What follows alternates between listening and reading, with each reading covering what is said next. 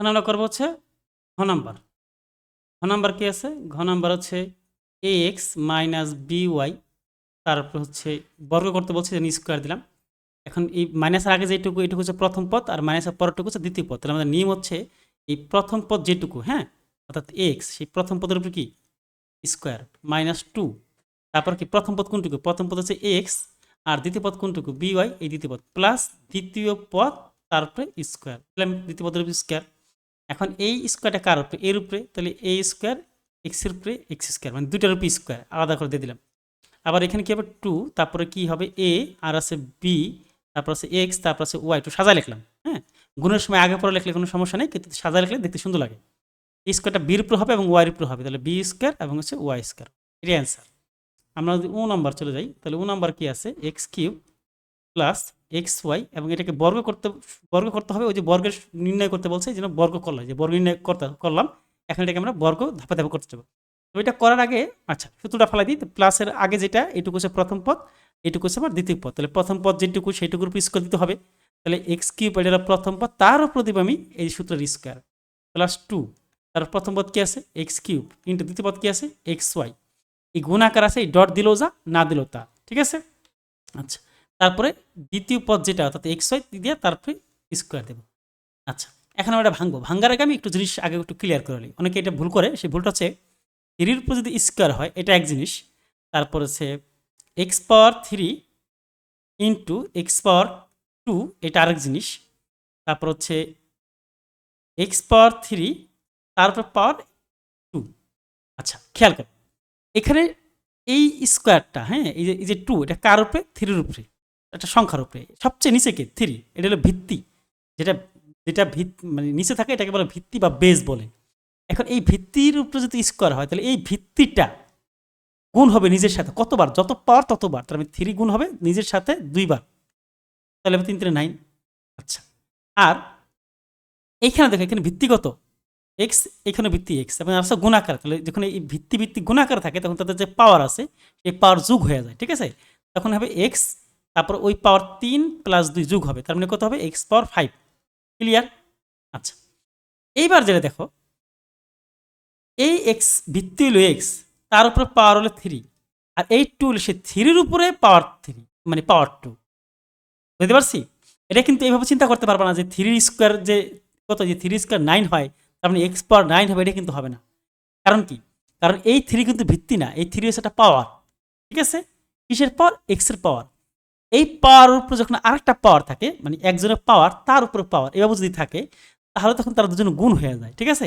তখন এখানে হবে কত? এক্স পাওয়ার, মানে এক্স পাওয়ার তিন দুগুণে ছয় হবে, নয় হবে না, এবং পাঁচও হবে না।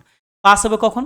যখন দুজনেই পাওয়ার, মানে এক্স থ্রি এটাও পাওয়ার ইন্টু আবার এক্স পাওয়ার টু। দেখো, এই থ্রির মানে পদ হচ্ছে পাওয়ার, টুর পদ হচ্ছে পাওয়ার, দুজনেই পাওয়ার, ঠিক আছে। মানে পাওয়ারের উপরে কিন্তু পাওয়ার না, দুজনেই, মানে এও অ্যাসিস্ট্যান্ট টিচার, এও অ্যাসিস্ট্যান্ট টিচার, দুজনেই অ্যাসিস্ট্যান্ট টিচার, একই পদে আছে।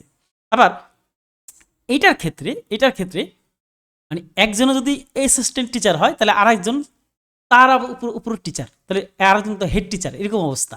তো যখন মানে বাপের উপর বাপ বা দাদার দাদা এরকম যখন থাকবে, তখন ওই দুজনে গুণ দুজনে মিলে গুণ হয়ে যাবে, ঠিক আছে। পাওয়ারের উপরে পাওয়ার থাকলে দুজনে মিলে গুণ হবে।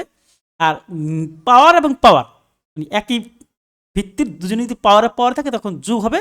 আর নর্মাল যে সংখ্যা ভিত্তি আছে, সেই ভিত্তির উপর পাওয়ার থাকলে ওই ভিত্তিটা নিজের সাথে যত পাওয়ার থাকবে তত বার গুণ হবে। যদি থ্রির উপর পাওয়ার ফোর থাকতো, তাহলে এই থ্রি নিজের সাথে চারবার গুণ হতো, থ্রি গুণ থ্রি গুণ থ্রি গুণ থ্রি। তখন এই সবগুলো গুণ করলে যা হয় সেটা রেজাল্ট। আর যদি এক্সের উপরে পাওয়ার থ্রি এবং তার উপরে পাওয়ার যদি কত থাকে? ফোর থাকে, তখন কত হবে? তখন এই দুজনে, যেহেতু এই থ্রির উপরে পাওয়ার ফোর, হ্যাঁ, থ্রি হলে পাওয়ার, আর ফোর হলে সে পাওয়ারের উপরের পাওয়ার, তো সেক্ষেত্রে দুজনে মিলে গুণ হবে, তিন চার হবে 12, ঠিক আছে। আর যদি x power three into X power four, মানে দুজনের পদ সেম, মানে পাওয়ার এবং পাওয়ার, মানে পাওয়ার উপরে পাওয়ার না, পাওয়ার পাওয়ার, তাহলে সেই ক্ষেত্রে দুজনে হবে যুগ, অর্থাৎ পাঁচ তিন চার যোগ করে কত হবে? 7। ওকে।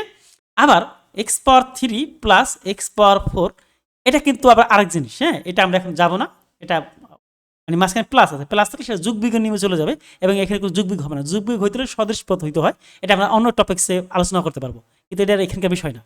ওকে, এই বিষয়টা এখানে ক্লিয়ার করলাম। তাহলে আমাদের এখানে যেহেতু এগুলো ব্যাক করি, এই যে এখানে কি হবে তাহলে এই যে এক্সের উপর পাওয়ার তাহলে কত হবে, পাওয়ার উপর পাওয়ার 3 দ্বিগুণ হবে 6 প্লাস, হ্যাঁ, এই 2 হবে, এক্স এখানে 3টা, আর এখানে এক্সের উপর পাওয়ার না থাকলে কত হতো, 1 ধরতে হয়, 1 আছে, এই যে গুণাকার দেখছো একটু আগে, এটার পাওয়ার 1 3, এটার পাওয়ার 1, দুজনেই তো পাওয়ার, তাহলে কত যোগ হয়ে যায়, পাওয়ার পর 4 হয়ে যাবে। তাহলে তাহলে আমরা এখানে করতে পারি এক্স পাওয়ার 4 আর আছে ওয়াই এর ওয়াই প্লাস স্কোয়ারটা এক্সের উপর হবে এক্স স্কোয়ার, ওয়াই এর উপর দিলে ওয়াই স্কোয়ার, এটাই শেষ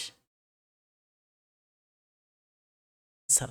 ঠিক আছে, এরপর যদি আমরা 6 নাম্বার যাই, 6 নাম্বার আছে 11 এ মাইনাস 12 বি।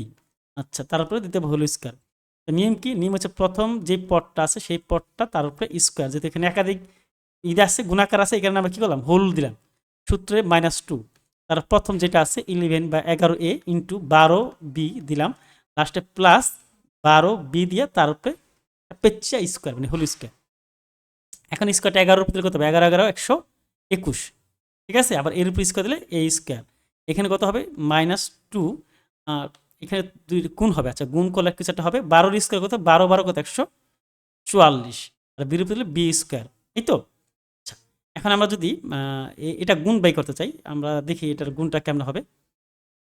গুণটা হবে হচ্ছে, ক্যালকুলেটর নিলাম, ক্যালকুলেটর নিয়ে আসি, কত কত আছে এখানে, এখানে আছে হচ্ছে 2 11 দুগুণ কত, 11 দুগুণ 22 না, এই 11 দুগুণ 22 আর হলো 12 গুণ করে দিই আমরা, 22 গুণ হচ্ছে 12 করলাম, তাহলে আসতেছে হচ্ছে 264।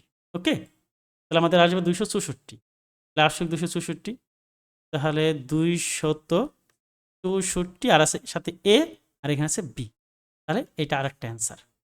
ওকে, এরপর আমরা নেক্সট যাব হচ্ছে পরে পরবর্তী ভিডিওতে চলে যাবো আমরা, সেখানে যাব হচ্ছে এটা করব।